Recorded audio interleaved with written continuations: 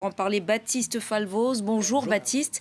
Ce fameux slogan de campagne America First est donc de retour sur le devant de la scène dans des domaines notamment comme le commerce. L'économie est en effet au cœur de cette nouvelle stratégie américaine de Donald Trump. Oui, si ce discours en lui-même était assez décousu et sans véritable ligne directrice, il faut aussi le superposer au document de plus de 60 pages qui a été publié dans le même temps et qui concerne donc cette stratégie de sécurité nationale, comme on l'appelle aux États-Unis.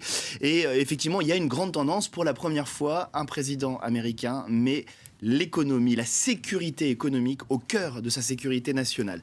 L'Amérique est en sécurité quand elle est, selon Trump, puissante économiquement, quand elle est prospère. Or, cette Amérique, selon ses termes, est aujourd'hui en compétition permanente sur le terrain économique. Donald Trump évoque donc pêle-mêle les traités, par exemple, de libre-échange, qui, selon lui, créent des délocalisations, qui détruisent l'emploi américain. Il parle également de la propriété intellectuelle, qui est en danger aux États-Unis, avec notamment des cyberattaques venues de l'étranger.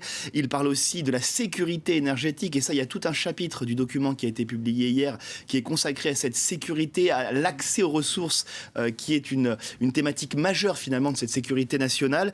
Le pendant, vous l'avez dit, effectivement, c'est que le réchauffement climatique, lui, est retiré de cette liste des menaces à la sécurité nationale américaine. C'est pourtant une petite révolution qui avait été opérée par Barack Obama, qui, lui, dans son document, dans le document en tout cas que son administration avait proposé sur cette sécurité nationale, avait inclus donc le réchauffement climatique comme une menace majeure, avec tout ce qui l'entraîne comme migration économique, par exemple. Et par ailleurs, je le disais Baptiste, de nouveaux ennemis sont clairement désignés, à savoir la Chine et la Russie. Ça va faire plaisir à Vladimir Poutine. Oui, alors on commence d'abord par la Chine, qui est vraiment mise en avant. Elle a été citée 23 fois dans le document qui a été publié hier. Chine qui cherche, je cite, à concurrencer l'influence, les valeurs et la prospérité américaine, selon le discours de Trump. Sur ce point, le document d'ailleurs va beaucoup plus loin. La Chine est qualifiée de pays révisionniste, qui étend son pouvoir au détriment de la souveraineté des autres États. Référence notamment à ce qui se passe en mer de Chine du Sud, où Pékin ne cesse d'accroître son influence, effectivement, et de menacer directement les limites frontalières d'autres pays. Elle est en train, je cite toujours ce document, de bâtir l'armée la plus puissante au monde après celle des États-Unis.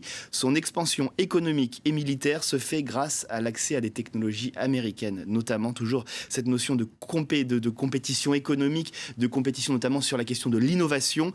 Ce ton anti-Chine, pour caricaturer, reflète beaucoup le discours de campagne de Donald Trump. Il conforte aussi l'analyse selon laquelle le président américain, ces derniers mois, se serait entouré de conseillers à la sécurité nationale qui voient la Chine comme une menace majeure pour l'avenir des États-Unis. Il pourrait être éventuellement suivi de fait. On sait que l'administration américaine va se prononcer sur d'éventuelles nouvelles barrières tarifaires sur des produits chinois dans les prochains mois, et on peut envisager un nouveau tour de vis sur cette politique à l'égard de la Chine. La Russie également, vous l'avez dit, bien sûr dans le viseur. Elle cherche à réduire l'influence américaine dans le monde, la diviser de ses alliés.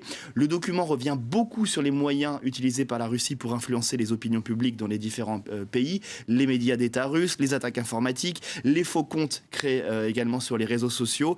Mais on notera que dans son discours, Donald Trump s'est montré beaucoup plus tendre à l'égard de la Russie et de Vladimir Poutine.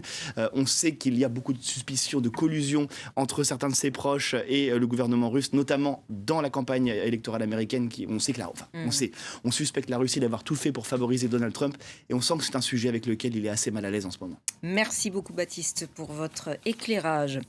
Sans surprise, les États-Unis ont mis leur veto ce lundi à une résolution proposée par l'Égypte auprès de l'ONU qui condamnait la reconnaissance unilatérale par Washington de Jérusalem comme capitale d'Israël.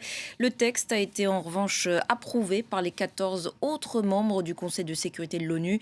La représentante américaine auprès de l'organisation, Nikki Haley, affirme qu'elle s'en souviendra.